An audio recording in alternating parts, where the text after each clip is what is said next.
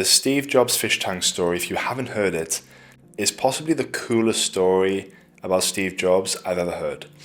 And it all literally started back in the day when a lead engineer walked into Steve Jobs' office with the first ever prototype for the iPod.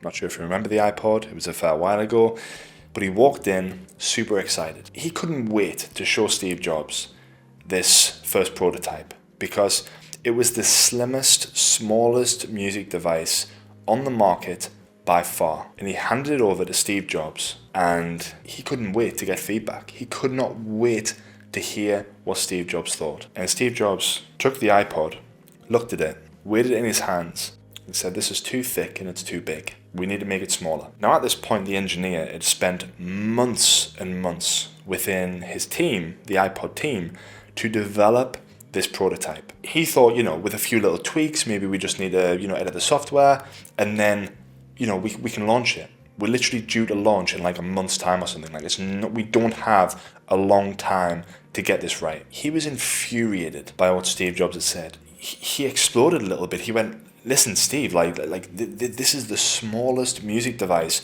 on the market.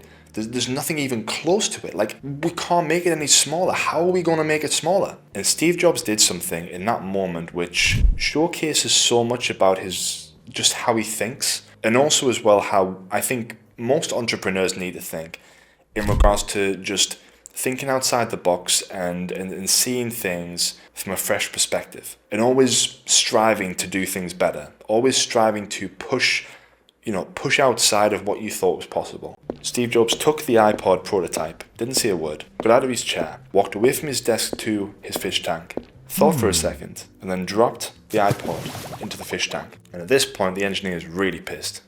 He's just been working with his team for like months and months on this prototype, and Jobs has just dropped it into a fish tank. He says, "What are you doing?" Steve looks at the iPod that's slowly sinking to the bottom of the fish tank. Says, "You see those little air bubbles in there coming from the iPod? That means that there's space inside. Make it smaller." At that point, the engineer couldn't really say anything. And I think that's honestly one of the coolest stories ever for me personally, as someone who's interested in entrepreneurship, who's been a fan of Steve Jobs, despite his managerial style being under a fair bit of scrutiny, especially during the initial stages of him being in business. But I think that's a great philosophy to have, to always push for better. I thought it was a really cool story and I wanted to share it with you. So yeah, I hope you enjoyed it.